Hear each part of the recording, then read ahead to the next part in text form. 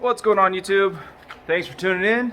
Today we are going to install the Teraflex brake anchor kit on our 2016 JKUR we've dubbed Ruby the Rubicon. Alright, for our Jeep we have a 2.5-inch Game Changer lift kit installed. With the lift kit it came with extended brake lines. So in the rear I've just routed them behind the sway bar. That way it keeps it out of the way. In the front, we'll get the wheels off and we're going to take a look at how the brake lines are sitting in the front here. So people have been running the extended brake lines like this for years. You can see it's right there. I just feel, nervous about something hitting that, like especially the nubs of the tires at full turn.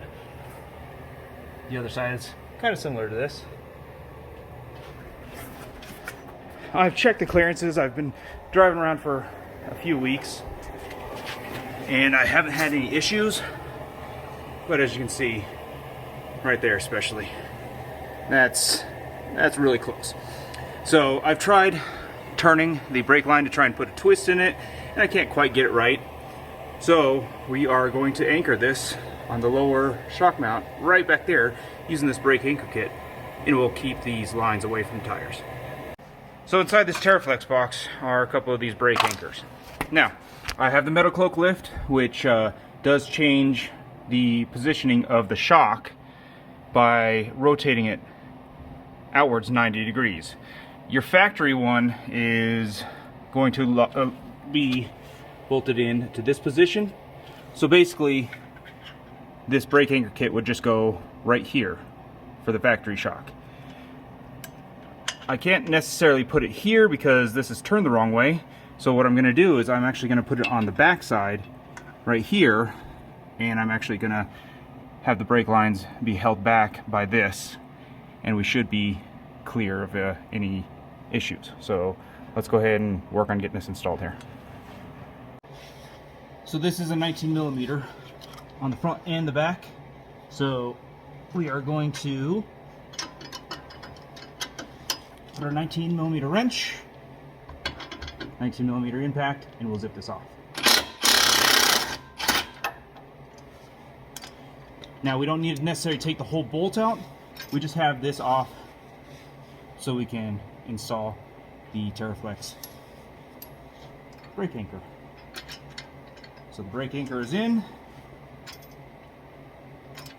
Thread the nut back on. Make sure that this is pointing in the position that we want it. And zip this back on.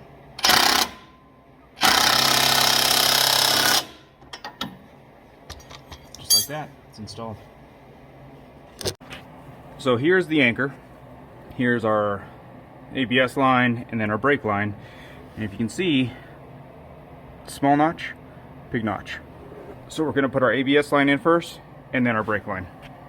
So we're going to put the ABS line in first and then we're going to put our brake line in on top. And we just want to make sure that we leave enough slack so when our wheel turns all the way, we're going to have room for this to move. So without the anchor kit, you can see here at full turn, the brake line is actually on the tire. So this anchor kit is going to be required.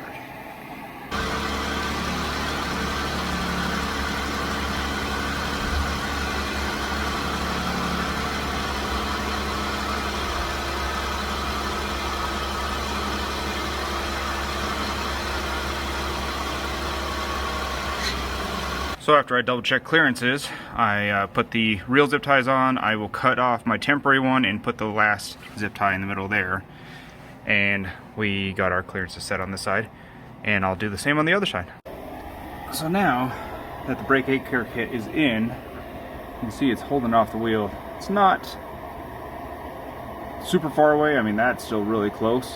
So I might work on turning the cable a little more and putting a little different bend on it. But before, you may have noticed that that was laying against the wheel or the tire. it is now pulled away. And this is at max turn. I mean, if we turn this back to straight, you can see that it's held away from it now.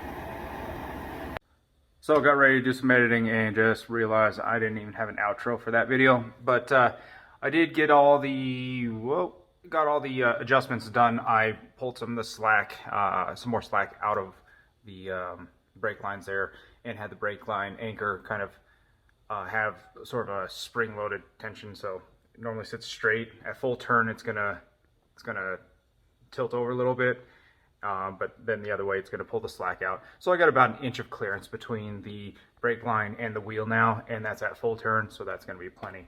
But it's not a bad fix for about $30. I know a few people just go to the hardware store and they get like a 4 or 5 pound spring, and then they just kind of anchor it somewhere on the frame and just have it pulled back that way.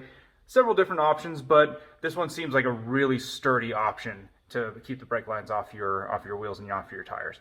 But I appreciate you guys tuning into the video, watching. Throw me a like if you could, and subscribe if you're interested in this kind of content. We do take care of the Jeep, and we have the supercharged all-wheel drive charger over there for the channel as well. Anyways, guys, we'll catch you on the next video.